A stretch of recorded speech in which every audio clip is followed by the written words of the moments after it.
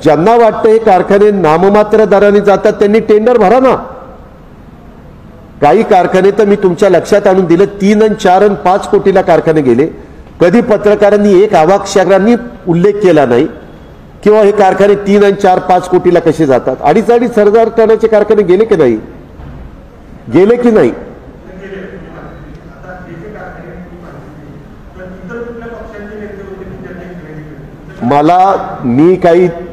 मी काही चौकशी करणार नाहीये। मला कुणाचे दुसऱ्यांची नावं घ्यायचं काही कारण नाही। ज्याला काढायचं असेल, तुम्ही आता कंपन्यांची नावं दिली, ती कंपनी तुम्ही जर बटन नेटवर टाकलंय आणि बघितलं तर त्या कंपन्यांचे डायरेक्टर लगेचच समोर येतात, ते काही झाकून राहत नाही। ज्याला फार चौकशी करायची अतिशय ज्याला मोकळा वेळ असेल त्यांनी ते करावं।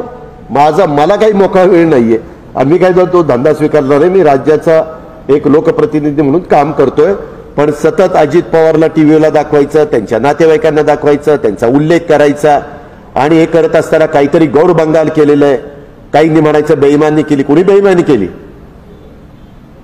बेईमानी केली म्हणतात, ह्यांना काही थोडंसं काही जाण्याची नाही मनाची वाटत नाही।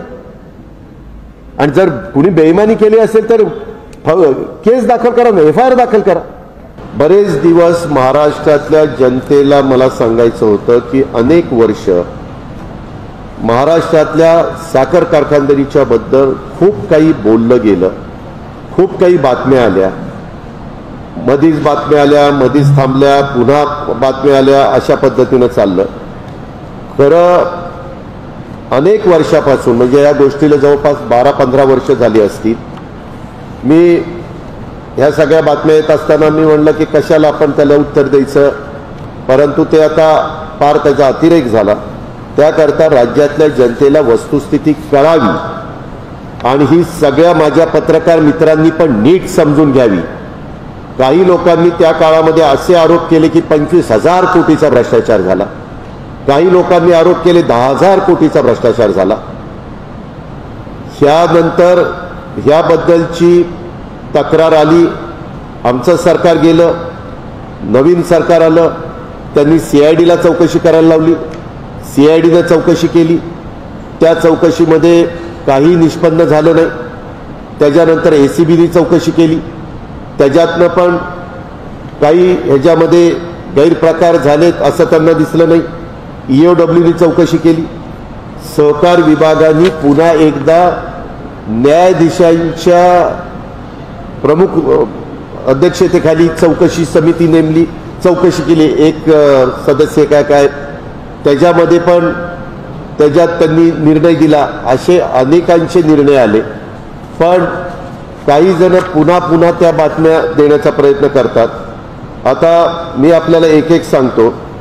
2007 साली राम गणेश गडकरी सहकारी साखर कारखाना विकला गेला, त्यामध्ये नागपूर जिल्ह्यातला हा कारखाना 2.5 टनाचा, तो 12,95,00,000 विकला गेला।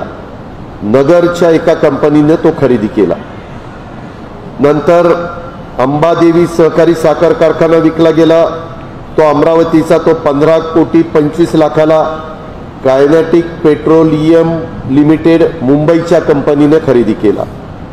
महात्मा सहकारी साखर कारखाना वर्ध्याचा विकला गेला, तो Mahatma sugars and powers limited नागपूरनी तो कारखाना 14,10,00,000 विकत घेतला।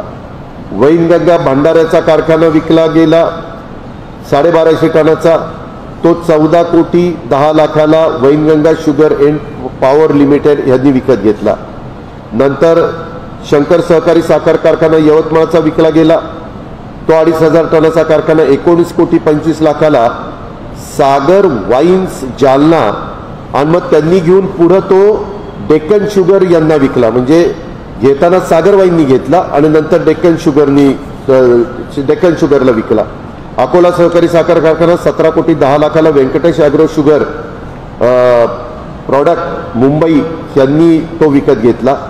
तोंडेश्वर सहकारी साखर कारखाना अमरावतीचा सुदीन कन्सल्टन्सी प्रायव्हेट लिमिटेड जयसिंगपूरने 14,72,00,000 विकत घेतला।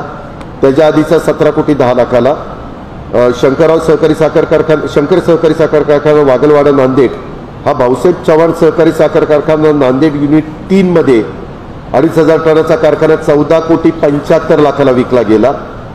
त्याच्यानंतर जरंडेश्वर सहकारी साखर कारखाना सातारा हा 66,75,00,000 65 का 66 इथं 66 दिलं। गुरु कम्युनिटी प्रायव्हेट लिमिटेड मुंबई यांनी तो विकत घेतला। गुरु कम्युनिटी प्रायव्हेट लिमिटेड मुंबई। नंतर नरसिंह सहकारी साखर कारखाना परभणीचा हा Tridhara sugar private limited Powai Mumbai यांनी विकत घेतला 40,25,00,000। बालाघाट सहकारी साखर कारखाना लातूरचा 31,36,00,000 Siddhi sugar and allied industry limited लातूरने विकत घेतला। पुष्पदंतेश्वर सहकारी साखर कारखाना Nandurbar Astoria jewellery private limited मुंबईने विकत घेतला। त्याच्यानंतर त्यांनी तो आयान LLP शुगर लिमिटेड यांना विकला। राजे विजयसिंह डफळे शेतकरी कारखाना सांगली जत 2,500 टनाचा कारखाना हा 47,86,00,000 विकला गेला। तो राजाबापू सहकारी साखर कारखान्याने घेतला। जालना सहकारी साखर कारखाना 42,31,00,000 तापडिया कन्स्ट्रक्शन औरंगाबादने विकत घेतला। त्याच्यामध्ये हुतात्मा जयंतराव पाटील सहकारी साखर कारखाना भाऊराव चव्हाण सहकारी साखर कारखान्यानेच युनिट नंबर 4 म्हणून 48,51,00,000 विकत घेतला। जय अंबिका सहकारी साखर कारखाना नांदेड 33,50,00,000 कुंटूर शुगर ॲग्रो लिमिटेडने घेतला।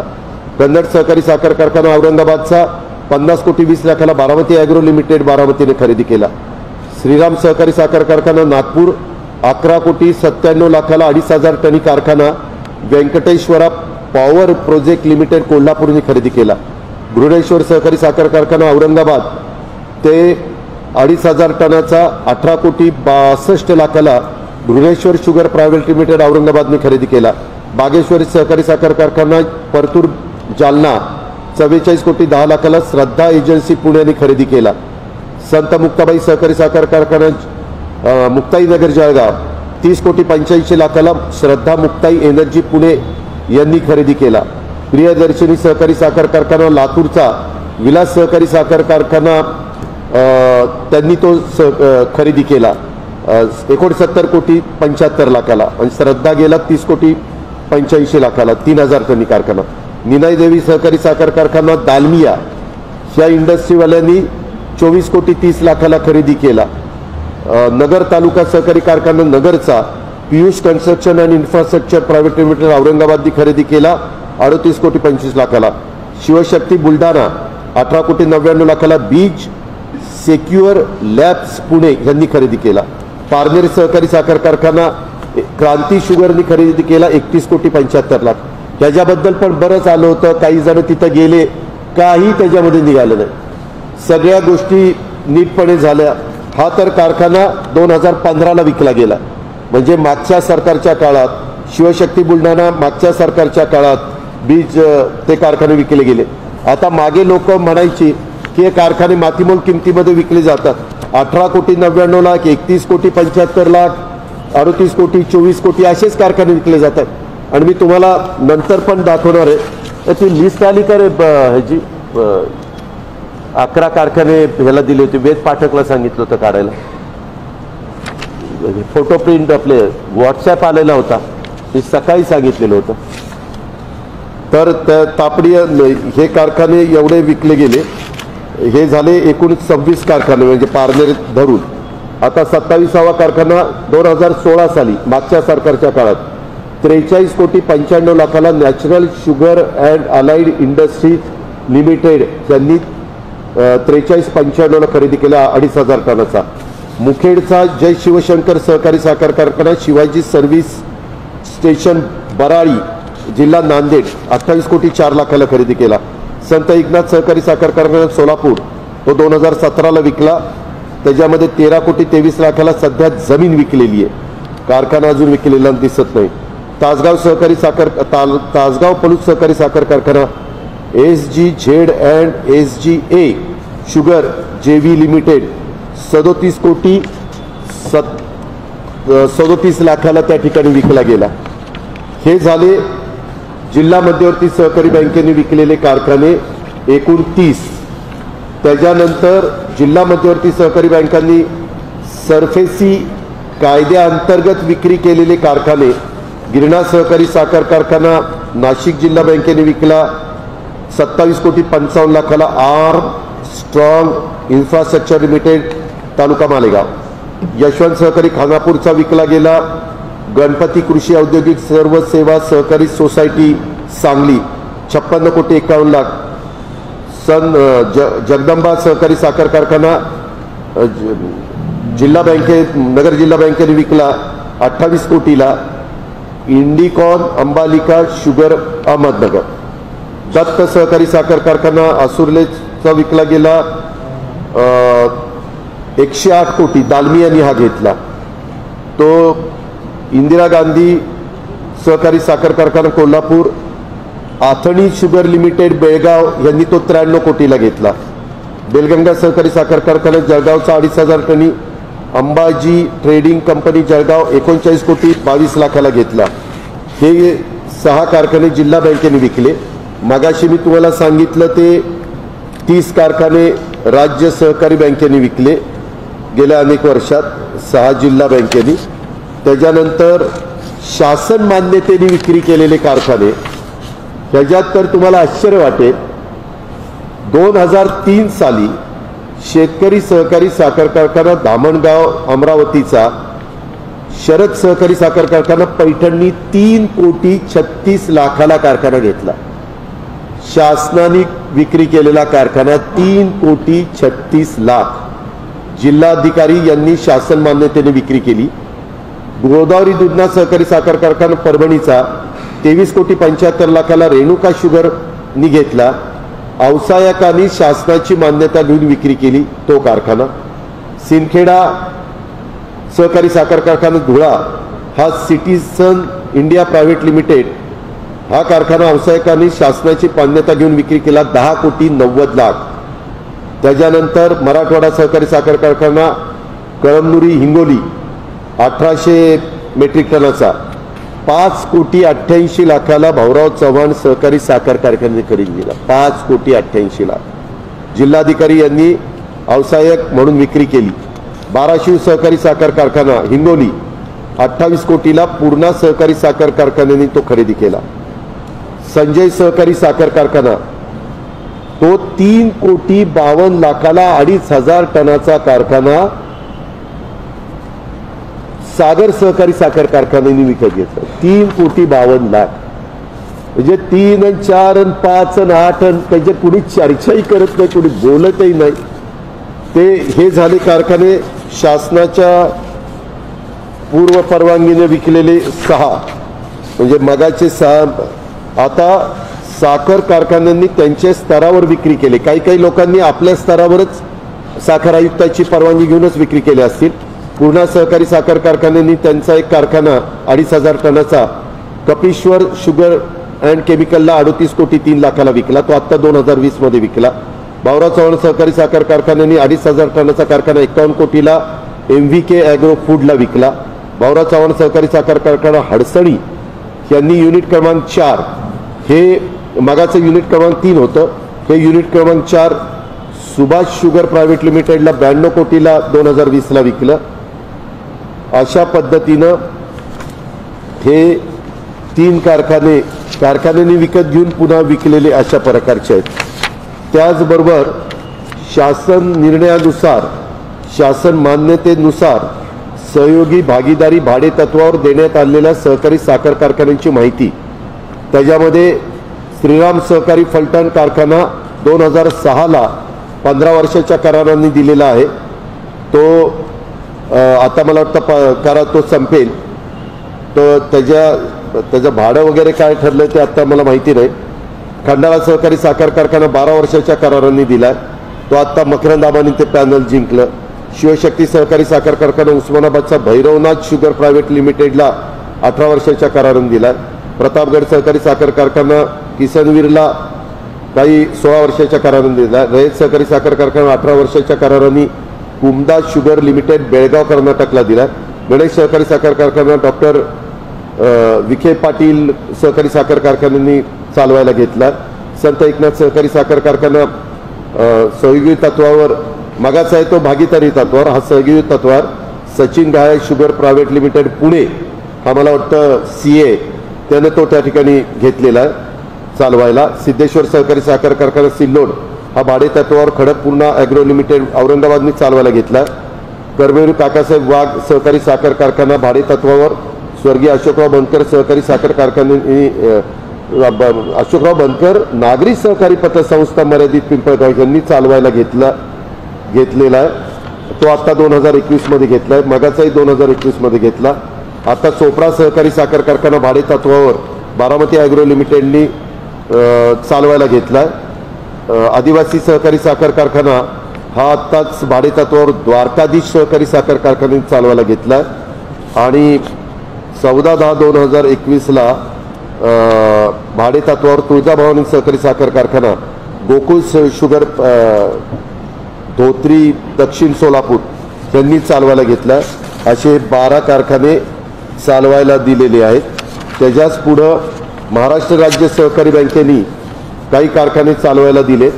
ते उदयसिंगराव गायकवाड सहकारी साखर कारखाना, तो 22 वर्षाच्या ह्यांनी चालवायला दिलाय. रयत सहकारी साखर कारखाना तो चालवायला दिलाय. त्याच्यामध्ये प्रतिवर्षी किती भाडं द्यायचं, काय द्यायचं, कुठं प्रतिवर्षी 1.5 कोटी द्यायचंय, कुठं 100 रुपये द्यायचंय, 100 लाख द्यायचं म्हणजे 1 कोटी, कुठं 75 रुपये टनाला द्यायचे, कुठं 50 रुपये टनाला द्यायचे. अशा पद्धतीनं उदयसिंगराव गायकवाड सहकारी साखर कारखाना, रयत सहकारी साखर कारखाना, भाऊसाहेब बिराजदार सहकारी साखर कारखाना, बाणगंगा सहकारी साखर कारखाना, वसंतदादा पाटील सहकारी साखर कारखाना, केदारशिव सहकारी साखर कारखाना, जिजामाता सहकारी साखर कारखाना, सांगोला सहकारी साखर कारखाना, असे 8 कारखाने अधिकचे चालवायला हे अलीकडच्या काळात दिले. म्हणजे 30 आणि 10 40 50 60 61 62 63 65 कारखाने महाराष्ट्रामध्ये गेल्या काही वर्षामध्ये चालवायला दिलेत. काही विकलेत, काय किमतीनं विकलेत तेही मी तुम्हाला सांगितलेलं आहे. आणि हे सगळं करत असताना आत्ताच एक नवीन टेंडर महाराष्ट्र राज्य सहकारी बँकेने काढलेलं आहे. त्याच्यामध्ये त्यांनी जवळपास 11 सहकारी साखर कारखाने चालवायला देण्याच्या बद्दलचं टेंडर आहे. 25 वर्षाच्या करता त्यांना ते चालवायला द्यायचे. गंगापूर सहकारी साखर कारखाना गंगापूर औरंगाबाद, विनायक सहकारी साखर कारखाना वैजापूर जिल्हा औरंगाबाद, शिवाजीराव पाटील निलंगेकर साखर कारखाना लातूर, गजानन सहकारी साखर कारखाना जिल्हा बीड, महेश सहकारी साखर कारखाना बीड कडा बीड, पांझराकान सहकारी साखर कारखाना भांडणे साक्री आपला धुळा, जय जवान सहकारी साखर कारखाना, जय जवान जय किसान सहकारी साखर कारखाना तालुका चाकूर जिल्हा लातूर, यशवंत सहकारी साखर कारखाना आपल्या इथला पण थेऊरचा, तो पण चालवायला देण्याच्या करता टेंडरमध्ये नोटीस आलेली आहे. स्वर्गीय बापूरावजी देशमुख सहकारी साखर कारखाना हिंगणघाट वर्धा, जय किसान सहकारी साखर कारखाना बोदेगाव दारवा जिल्हा यवतमाळ आणि दत्ताजीराव कदम सहकारी सूतगिरणी, नाही सॉरी 10 साखर कारखाने आहेत आणि 1 सूतगिरणी आहे. म्हणजे अशा पद्धतीनं 64 सहकारी साखर कारखाने हे वेगवेगळ्या कंपन्यांनी विकत घेतले. काही कंपन्यांनी चालवायला घेतले, काही कंपन्यांनी घेऊन पुन्हा ते दुसऱ्यांना विकलेले. आणि ह्याच्या संदर्भामध्ये वेगवेगळे लोक सातत्याने काही ना काही टीका करून त्याच्यामध्ये लोकांची दिशाभूल करण्याचा प्रयत्न करतायत. मी तुम्हाला मगाशीच सांगितलं, जरंडेश्वर सहकारी साखर कारखाना हा गुरु कम्युनिटी ही मुंबईची कंपनी आहे, त्यांनी त्या ठिकाणी घेतला. त्या कंपनीच्याकडनं नंतर तो कारखाना BVG ग्रुपचे हनुमान गायकवाड आहे, हनुमान गायकवाडांनी जरंडेश्वर शुगर मिल ही कंपनी काढली. त्यांची फॅमिली आणि त्यांचे मित्रपरिवार त्याच्यामध्ये होते. त्यांनी तो कारखाना चालवला. तो कारखाना त्यांनी चालवल्यानंतर त्यांना त्या वर्षी तोटा आला. तोटा आल्यानंतर त्यांनी पुन्हा निर्णय बदलला आणि तो कारखाना त्यांनी दुसऱ्याला त्या ठिकाणी दुसऱ्या कंपनीला दिला. दुसऱ्या कंपनीने तो चालवायला घेतलेला आहे. म्हणजे ती कंपनीच विकत घेतली, जरंडेश्वर काय ती शुगर. थांबा, एक मिनिट थांबा, मी देतो, 1-2 मिनिटं. मला जरंडेश्वरच्या बद्दल सातत्याने माझ्या नातेवाईकांचा उल्लेख केला जातो, माझ्या घरातल्या काही व्यक्तींचा उल्लेख केला जातो.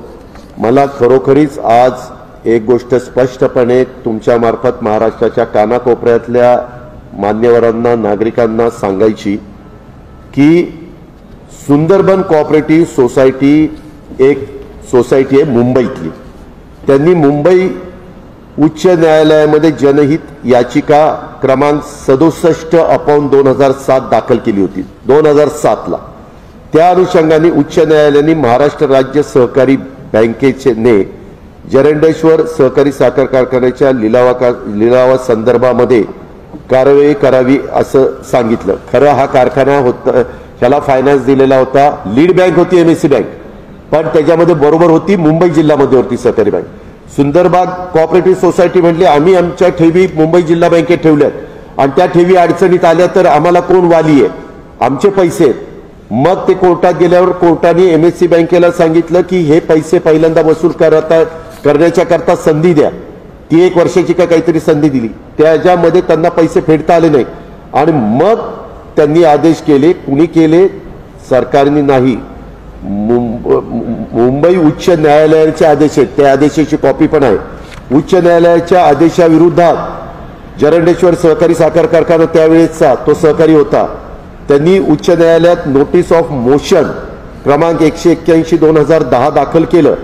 सदर नोटीस ऑफ मोशनच्या अनुषंगाने उच्च न्यायालयाने दिनांक 15/4/2010 आणि 20/4/2010 अन्वये जरंडेश्वर सहकारी साखर कारखाना यांनी एमएससी बँकेकडे अर्ज करून 3 महिन्याच्या आत रक्कम अदा करण्याचे निर्देश दिले आणि कारखान्याने अशी रक्कम अदा न केल्यास बँकेकडून सदर कारखान्याचा ताबा घेण्याचे निर्देश दिल्यानुसार 30/4/2010 अन्वये बँकेने ताबा घेतला.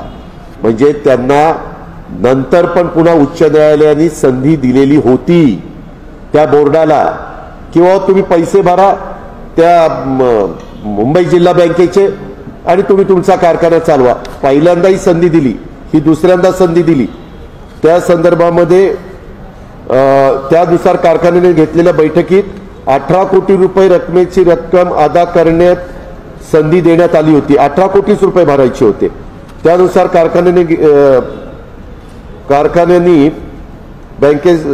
कारखान्याने 18 कोटी रकमेचा प्रस्ताव बँकेसमोर ठेवला, मात्र तो बँकेकडनं स्वीकारण्यात आला नाही.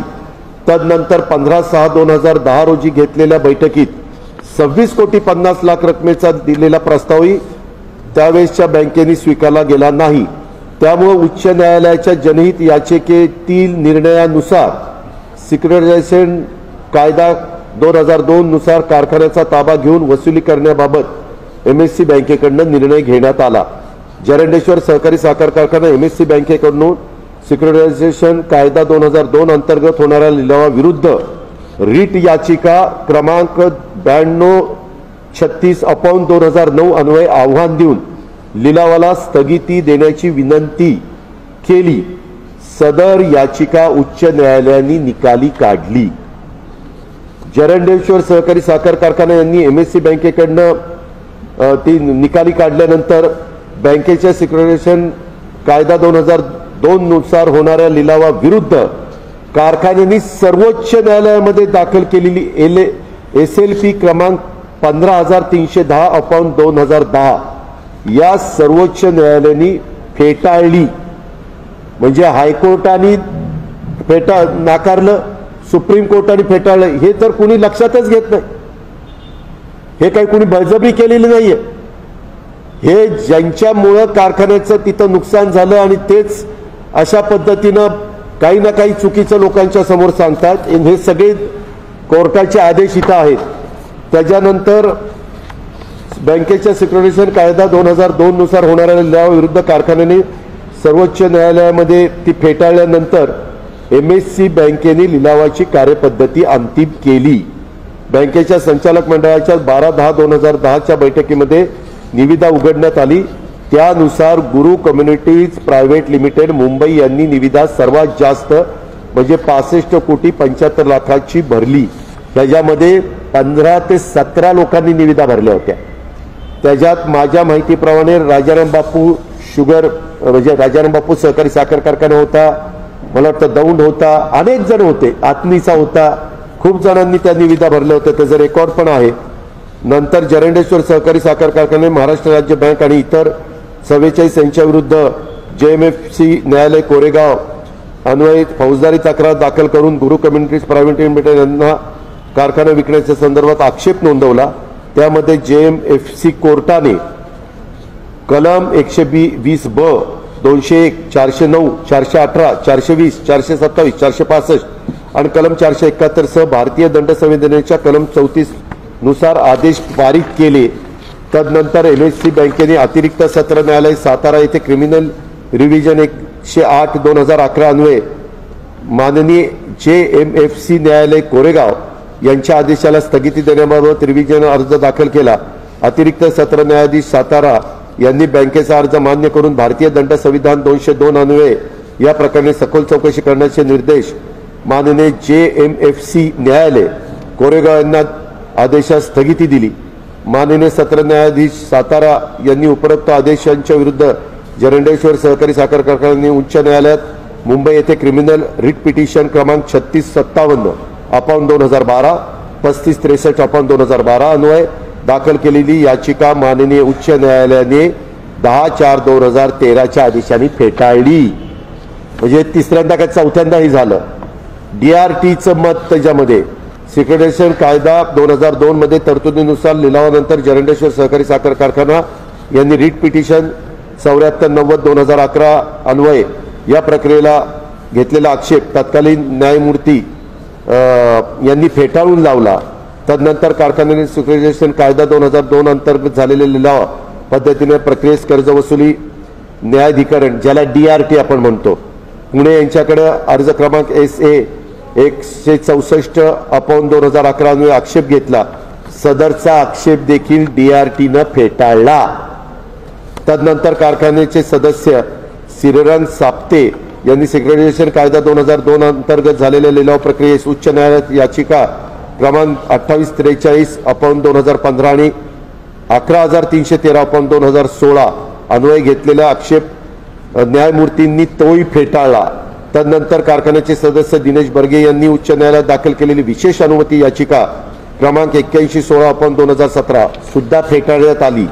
त्यानुसार सिक्युरिटायझेशन कायदा 2002 अंतर्गत राबवण्यात आलेल्या प्रक्रियेविरुद्ध दाखल केलेले सर्व अर्ज व याचिका माननीय कर्ज वसुली प्राधिकरण उच्च न्यायालय आणि सर्वोच्च न्यायालयाने फेटाळलेले आहेत. त्यानुसार अतिरिक्त सत्र न्यायाधीश सातारा यांनी या प्रकरणी अन्वेष तपासणी केलेली आहे. माननीय उच्च न्यायालयाने देखील 10/4/2013 अन्वये आदेश देताना स्पष्ट केले आहे की आयोगाकडून ही प्रक्रिया राबवताना प्रथमदर्शनी कोणतीही चूक केल्याचे दिसून येत नाही.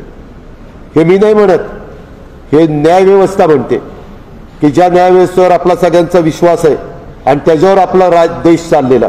उच्च न्यायालयाने हे सांगितलेलं.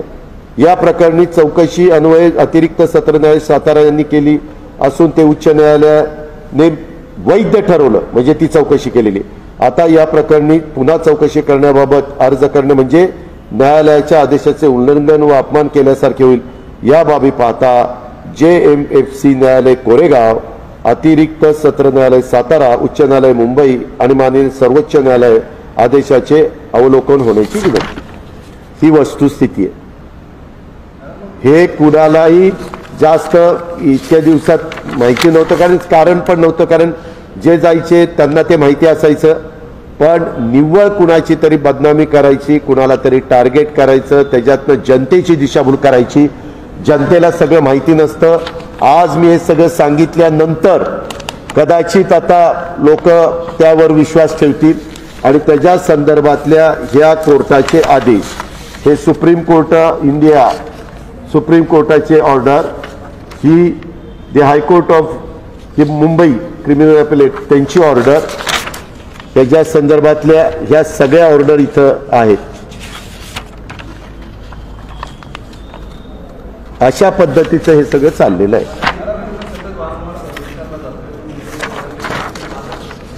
मी आपल्याला मराठीमध्ये सांगितलं ना की गुरु कम्युनिटीने, तुम्ही ती कंपनी जाऊन बघा ना. आता अहो तेच मालक आहेत, आपल्याला समजतं का नाही? मी पुन्हा सांगतोय, तो कारखाना त्या कंपनीने जसं बाकीचे कारखाने जिल्हा बँकेनी, राज्य बँकेनी किंवा ज्यांनी घेतले त्यांनी चालवायला दिलेले, तसं त्या हनुमान गायकवाडांच्या कंपनीला चालवायला दिले. नंतर त्याच्या आधी देखील झुंझुनवाल्यांनी तो कारखाना चालवून बघितला, तो तोट्यात गेला. तुम्ही साताराच्या पत्रकारांना विचारा. त्याच्यानंतर माझ्या माहितीप्रमाणे विनय कोरेंनी वारणा सहकारी साखर कारखाना चालवायला गेला, तो तोट्यात गेला. त्याच्यानंतर एक सांगलीची एक कंपनी होती, नाव तिचं विसरलं, स्नेहा का काहीतरी असं, त्यांनी चालवायला घेतला, तो तोट्यात गेला. त्याच्यानंतर घेतल्यानंतर आपला हनुमान गायकवाड ते तोट्यात गेले. ही सगळी तिथली परिस्थिती आहे. त्याच्यानंतर आता जी कंपनी घेतली चालवते त्याच्यामध्ये असं लोकांना दाखवलं 700-750 कोटी रुपये 65 कोटीच्या कारखान्याला कर्ज कसं मिळालं. तुम्ही एक गोष्ट लक्षात घ्या, तुम्ही पण आता जे 11 कारखाने चालवायला काढलेलं आहे टेंडर आपल्या MSC बँकेनी, त्याच्यामध्ये तुम्ही कारखाना घेतला आणि तुम्ही त्याचं ओव्हरऑइलिंग केलं आणि समजा तो 2,500 टनाचा कारखाना असेल, 2,500 टनाचा कारखाना 5 लाख टन क्रशिंग करतो.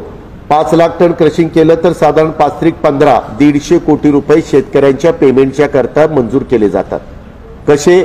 साखरेचं एक पोतं तयार झाल्यानंतर 85 ते 90% त्या पोत्यावर कर्ज मिळतं. काही जण काय म्हणतात की तो कारखाना गुरु कम्युनिटीने 65 कोटीला घेतला आणि आता एरंडेश्वर शुगर मिल जे चालवत आहेत त्यांना 750 कोटी रुपये कर्ज कसं मिळालं. त्या कारखान्याची कॅपॅसिटी माझ्या माहितीप्रमाणे 10,000, मी पण माहिती घेतली, मी त्या मॅनेजमेंटला विचारलं, त्यांनी सांगितलं की 10,000ची कॅपॅसिटी आहे. 10,000ची कॅपॅसिटी म्हणजे साधारण 15 लाख मेट्रिक टन क्रशिंग. 15 लाखाला गुणिले 3,000 450 कोटी रुपये इथंच होतात. आणि त्यांनी 2 लाख लिटरची डिस्लरी, 2,500 टनाचा कारखाना 10,000 टनी आणि कोजन काहीतरी 50 वगैरे असं काहीतरी कानावर आले. हे सगळं केल्यामुळं त्यांना उभारणीच्या करता त्यांनी 350-400 कोटी रुपये रितसर कर्ज, जे महाराष्ट्रातल्या अनेक साखर कारखान्यांना मिळतं कागदपत्राची पूर्तता केल्यानंतर, ते त्यांना त्या ठिकाणी मिळालेलं आहे. त्यांची परतफेड व्यवस्थितपणे चाललेली आहे.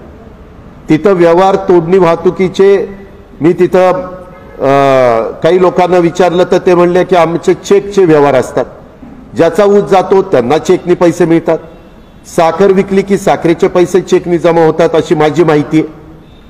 त्याच्यामध्ये इथेनॉल विकलं गव्हर्नमेंटच्या कंपन्यांना, त्याचेही पैसे चेकनी त्या ठिकाणी येतात. कुठल्याही प्रकारे वेगळा तिथं व्यवहार करत नाहीत असं कानावर त्या ठिकाणी आलेलं आहे.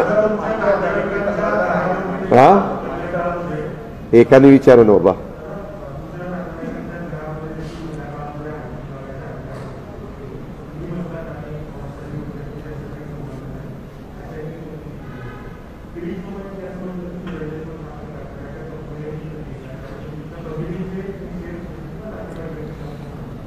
माझं म्हणणं की मी काय म्हणलो त्यांनी काय म्हणलं सगळंच बाजूला ठेवा. आता केंद्राची संस्था चौकशी करते, राज्याच्या तर संस्थांनी सगळ्यांनी चौकशी केली, त्याच्यात वस्तुस्थिती पुढे येईल ना, येईल का नाही येईल. प्रत्येक वेळेस त्यांनी काहीतरी आरोप करायचा आणि त्याला दुसऱ्यांनी कुणीतरी उत्तर द्यायची, तेवढेच कुणाला धंदे नाही आहेत. काही जण मोकळेच आहेत नुसते इकडे तिकडे फिरायला. बरं, तुम्ही पण कधी विचारलं नाही, मध्ये PDCC बँकेत गेले होते, PDCC बँकेमध्ये काय झालं. PDCC बँक आज राज्यातली एक चांगली बँक म्हणून ओळखली जाते, हे तर तुम्हाला माहिती आहे का. PDCC बँकेने चुकीचा व्यवहार केलाय का. त्याचबरोबर पारनेरच्या बद्दल तुम्हालाही माहिती आहे की पारनेरचा मालक नानासाहेब नवले आहेत. आज नानासाहेब नवलेंची तातोड्याला किती एकर जमीन होती ती तुम्हाला माहिती आहे. त्यांना त्याच्यामध्ये रक्कम मिळाली, त्यांनी तो 35 कोटीचा कारखाना, ज्यांना वाटतं हे कारखाने नाममात्र दराने जातात त्यांनी टेंडर भरा ना. काही कारखाने तर मी तुमच्या लक्षात आणून दिलं 3 आणि 4 आणि 5 कोटीला कारखाने गेले. कधी पत्रकारांनी एक अवाक्षरांनी उल्लेख केला नाही किंवा हे कारखाने 3 आणि 4-5 कोटीला कसे जातात. 2,500 टनाचे कारखाने गेले की नाही, गेले की नाही.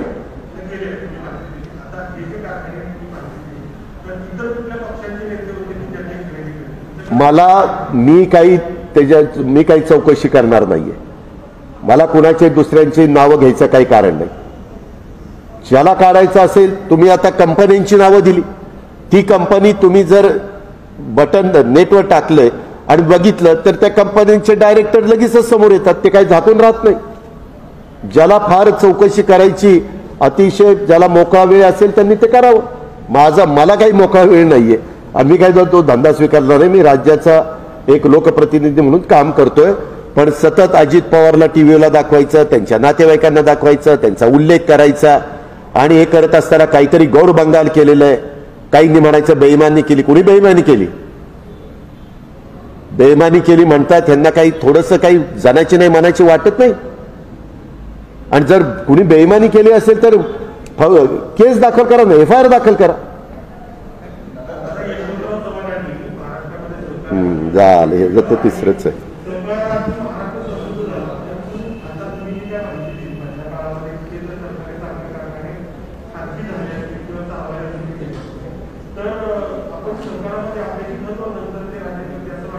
आपण अपयशी अजिबात ठरलो नाही. आज देखील सोमेश्वर सहकारी साखर कारखाना मी 80% मतं घेऊन 90% मतं घेऊन जिंकलेला आहे. हे जरा माहिती घ्या आपण तिथं जाऊ. माझ्या पॅनलला 90% मतं मिळाली. अजून मी तिथे चेअरमन व्हाईस चेअरमन निवड केली नाही. जिथं मॅनेजमेंट खराब असती तिथं मात्र कारखान्यांचं वाटोळं झालं. मागच्या काळामध्ये दुर्दैवानी काही लोकांनी ज्या भागामध्ये ऊस नव्हता, उदाहरणार्थ विदर्भात ऊस पिकत नाही तरी तिथे कारखाने काढले. नाही कारखान्याला मदत करावी तर सरकारवर आरोप होत होता, ठराविकच भागात कारखाने निघतात, आम्हाला पुढे यायचंय, आम्हाला 2 पैसे पाहिजेत, आमच्याकडे आर्थिक सुबत्ता आली पाहिजे, आमच्याकडे शिक्षण संस्था काढल्या पाहिजे. म्हणून तो प्रयत्न झाला, तो सपशेल अपयशी ठरला. आपण अनेकदा, मी त्या केंद्रीय मंत्र्यांचं नाव घेत नाही, पण एका केंद्रीय मंत्र्यांचं स्टेटमेंट आहे, मी साखर कारखाने विकत घेतले, ती माझ्या आयुष्यातली सगळ्यात मोठी घोडचूक. म्हणतात की नाही, तुम्ही ऐकताना हे अजित पवार स्वतःच्या तोंडचं बोलतो का? आता काल का परवा का तेरवा देवेंद्र फडणवीसांच्या नेतृत्वाखाली हर्षवर्धन पाटील, धनंजय महाडिक, राधाकृष्ण विखे पाटील, रावसाहेब दानवे तर मंत्रिमंडळात त्याच्यावर ते होतेच तिथं. राहुल नव्हता बहुतेक त्या मीटिंग. असे काही मान्यवर तिथं गेले. कशा करता गेले? आज काही कारखाने, मी तुम्हाला अतिशयोक्ती वाटेल की कारखान्याची किंमत नवा कोरा उभा करायचं म्हटलं तर 350 कोटी, कर्जही 450 कोटी. आता त्याचं पुनर्गठन केल्याशिवाय, त्याला 10 वर्षाची परतफेड दिल्याशिवाय, त्याला पुन्हा कारखाना सुरू करायला मदत केल्याशिवाय तर गत्यंतर नाही. आणि त्याकरता हे काही निर्णय RBIला घ्यावे लागतात, नाबार्डला घ्यावे लागतात, केंद्र सरकारला घ्यावे लागतात. जसा पवारसाहेब 10 वर्ष कृषी मंत्री असताना आम्ही अनेकदा आजारी कारखान्यांना मदत करण्याच्या करता तिथं जायचो. आजारी कारखाने कशामुळे पडतात? एक तर मॅनेजमेंटचा गलथान कारभार, दुसरं दुष्काळ पडला, ऊस नाही मिळाला आणि कारखाना सीझन बंद राहिला, तिसरं त्याच्या संदर्भामध्ये साखर विक्री करताना नीटपणे संचालक बोर्डांनी लक्ष न देता कोणाला साखर विकली, दुर्दैवाने त्याचे पैसेच आले नाही. मागे काही कारखान्यांच्या बाबतीमध्ये 50-50, 100-100 कोटी रुपये बुडाले. अशा काही घटना घडल्या तर कारखाने अडचणीमध्ये येतात. मागच्या काळात विलासराव देशमुखांच्या मंत्रिमंडळात आम्ही काम करत असताना विलासरावांनी सांगितलं, यशवंतराव चव्हाण साहेबांच्या पासून त्यापर्यंतच्या मंत्रिमंडळापर्यंत जेवढी महाराष्ट्राला साखर कारखाने काढण्याची गरज होती तेवढे कारखाने निघालेले. आता इथून पुढे राज्य सरकारचं भागभांडवल देण्याची गरज नाही, कारण एकाच 5 भागभांडवल. म्हणजे तेव्हा पद्धत कशी असायची, 3 कोटी रुपये तुम्ही गोळा केले तर 5-3-15 18 कोटी रुपये, 15 कोटी रुपये राज्य सरकार द्यायचं, 15 आणि 3 18, आणि वरचे जे काही 60% रक्कम असेल ते हे द्यायची, वित्तीय संस्था द्यायची. आणि त्याच्यात साखर विक्री करताना त्यांना कंट्रोल नव्हतं, त्यांना किती साखर विक्री, त्याच्यात त्यांना पैसे मिळायचे, म्हणून ते कारखाने झाले. विलासराव म्हणले की आता इथून पुढे कारखाने द्यायचे नाही. तो निर्णय झाल्यानंतर मग हे खाजगीकरण पुढे आलं. मागे पूर्वी खाजगीकरणातनं आपण सहकाराकडे आलो. आता काही सहकारातल्या चुकीच्या वाईट प्रवृत्तीमुळं काही खाजगीकरण झालं, ही वस्तुस्थिती नाकारली जात नाही. पण आजही महाराष्ट्रामध्ये नाव घ्यायचं म्हटलं तर सहकार महर्षी भाऊसाहेब थोरात सहकारी साखर कारखाना उत्तम आहे, राजाराम बापू सहकारी साखर कारखान्याचे सगळे युनिट उत्तम आहे, विलासराव देशमुख सहकारी साखर कारखान्याचे सगळे युनिट उत्तम आहे, रेणा सहकारी साखर कारखाना घ्या, विकास सहकारी साखर कारखाना घ्या, इव्हन राजेश टोपेंचे पण दोन्ही कारखाने तसे उत्तम आहेत. असे अनेक जणांचे कारखाने मॅनेजमेंट जिथं चांगली आहे. मी प्रायोगिक तत्वावर काही नावं घेतली, काही नावं माझ्याकडनं चुकून राहिली पण असतील, पण महाराष्ट्रामध्ये तिथून आर्थिक सुबत्ता आली, चांगला भाव देतात, चांगल्या पद्धतीने लोकांना मदत करतात, चांगल्या प्रकारे शिक्षण संस्था काढल्यात. ही पण गोष्ट आपण नाकारू शकत नाही.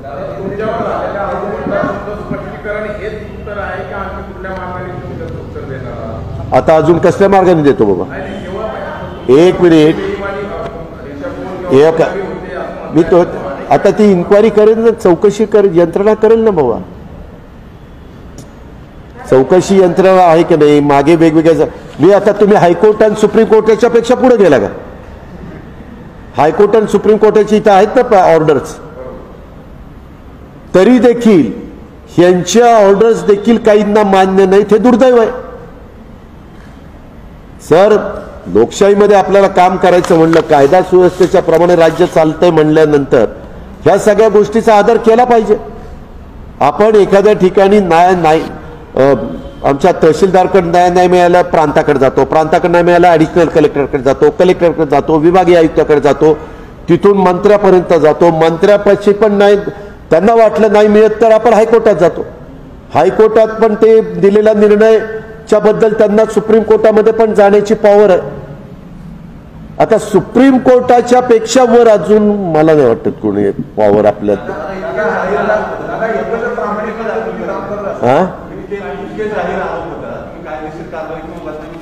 का मी आपल्याला सांगतो, त्याच्यात वकील देणं आम्हाला तुम्हाला सगळ्यांना लहानपणी सांगितलेलं आहे, कोर्टाची पायरी चढायच्या भानगडीत पडू नये. बाकीचे जण करत असतील त्याला उत्तर देण्याच्या करता आम्ही जाऊ. पण माझा स्वभाव असा आहे, मी आजपर्यंत काम करत असताना कुणालाही, माझा मित्र असू, शत्रू असू, सहकारी असू किंवा आणखीन कोणी विरोधक असू, मला ते तसलं राजकारण आवडतच नाही. आपलं काम भले आपण भले.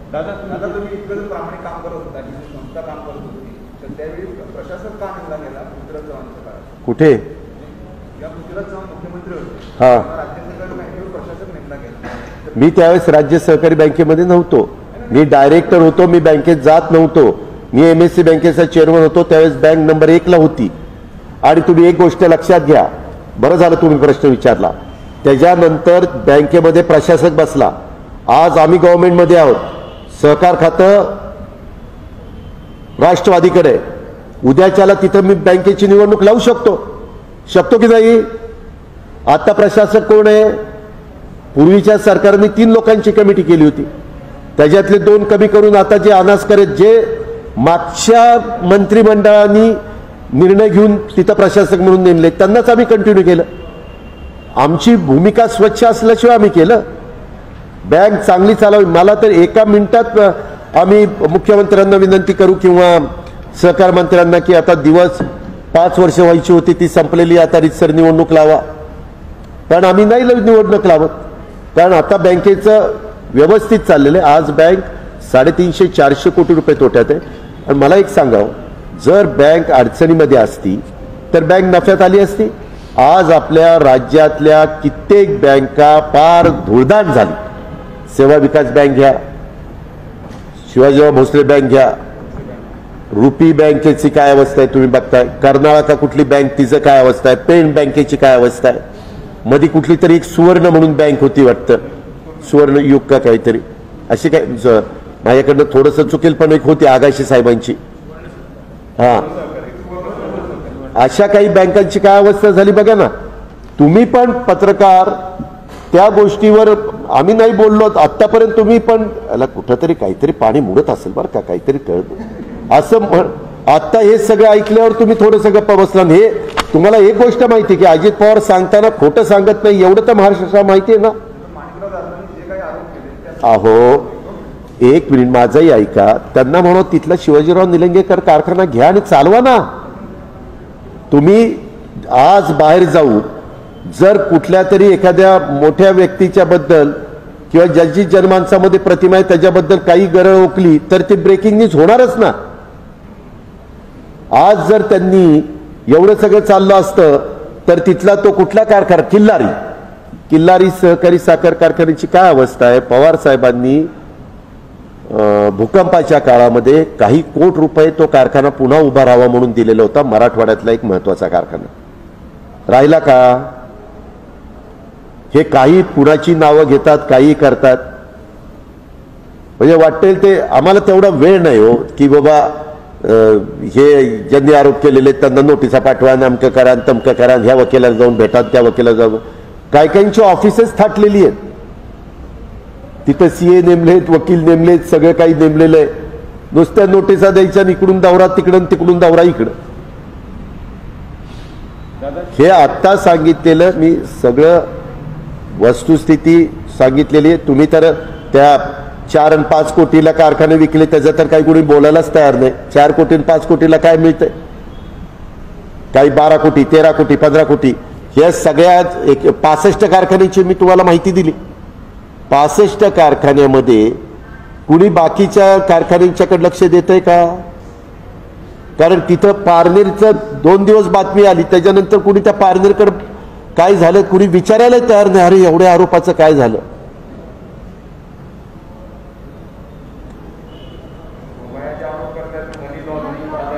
अहो मी तेच म्हणतोय, आता चौकशी होती ना बाबा. काय जे काही व्हायचं ते त्याच्यामध्ये होईल ना. ते तर तुम्हाला झाकता येणार नाही ना. का लपवता येईल, झाकता येईल. आमचं एवढंच म्हणणं आहे की यंत्रणेने काम त्यांच्या पद्धतीनं करावं, पण मग सगळ्यांच्या बाबतीमध्ये एक न्याय लावावा. जेवढे जे काही कारखाने आहेत, हे जे ठराविकच कारखाने डोळ्यासमोर ठेवून जी काही बदनामी चाललेली आहे, दिशाभूल चाललेली आहे, गैरसमज पसरवण्याचं काम चाललेलं आहे, लोकांच्या मध्ये संभ्रमावस्था निर्माण करण्याचं काम चाललेलं आहे.